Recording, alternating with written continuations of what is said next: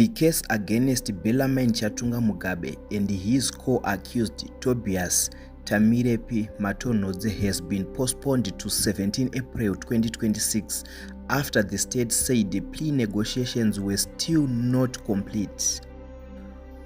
Mukomana akasasimba apa anogona kungonyudzwa asina kutarisira nekuti mhosva dzacho dzaari kupomerwa dzinopisa.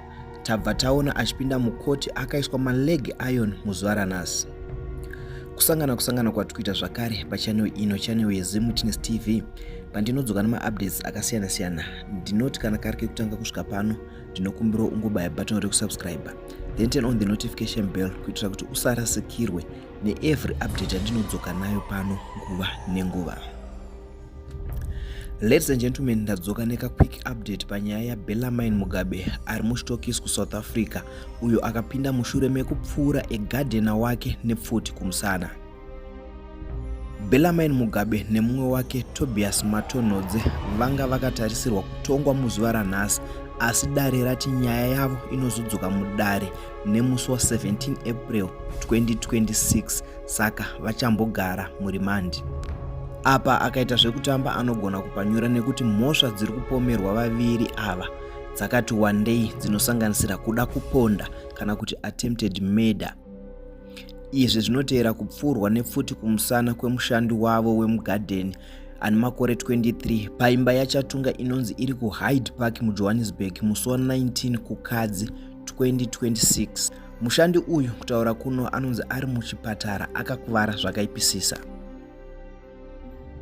Then mhosva yavo yenumber 2 yavari kupomerwa inonzi defeating the ends of justice kana kuti kuvhiringidza kufamba kwemutemo. Mapurisa anoti pfuti yakashandiswa kupfuura mushandi haisati yawanikwa, uye vari kufungidzira kuti Chatunga nemumwe wake vakaviga pfuti iyi. Zvinonzi zvakare mushure mekunge mushandi apfurwa aedza kutiza, mumwe wavo akamutorera remote yegedhi kuti asabude. Then mhosva yavo yenumber 3 kuwanikwa nepfuti zvisiri pamutemo, iyo inonzi unlawful possession of a firearm. Then yechi4 yacho kugara munyika zvisiri pamutemo, iyo inonzi contravening the Immigration Act. Zvakaonekwa kuti Bellarmine nemumwe wake vari kugara muSouth Africa vasina mapepa ekugara kwavakanga vakaita, iyo inonzi illegal immigrants. After Chatunga naTobias vaonekwa vaine mhosva idzi, vakabva vashaya simba rekuaplya bail mushure mekunge matare abudisa pachena kuti havana mapepa ekugara muSouth Africa zviri pamutemo. So kana usina mapepa mutemo unokuona semunhu anogona kutiza nyika kuita yaya inonzi flight risk, saka zvakaita kuti varambe vari mutirongo. Panzvimbo pekuenderera mberi nedare rekutongwa nenzira yakazara iyo inonzi trial, magweta aChatunga ari mubishi kuita nhaurirano nevachuchisi kana kuti mastate prosecutors kuitira kuti vaite chibvumirano chinonzi play deal. Izvo zvinoreva kuti varume ava vanogona kubvuma dzimwe mhosva kuti vapiwe mutongo wakareruka. Muchuchisi wenyaya iyi Valufuno Mapiri azivisa kuti nhaurirano dzechibvumirano ichi cheplea deal dzapa 98% kupera, so tisingazive kuti 2% dzacho dzasara idzidzi vakomana vachaitwa sei. Vanogona kungonyudzwa kungonzi aiwa oi makore enyu. Ladies and gentlemen, ndo nyaya ndanga ndakakubatira muzuva ranhasi. Ngatisangane mucomment section muchitiudzawo zvamunofunga pamusoro penyaya iyi.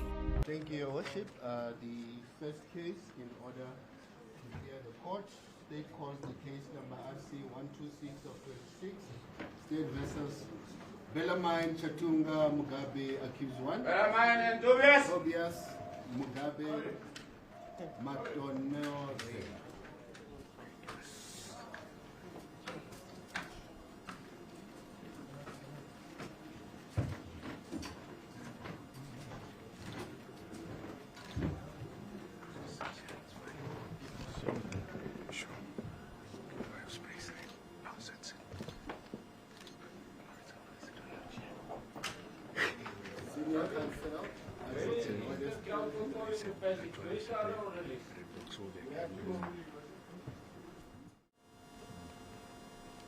Seventeen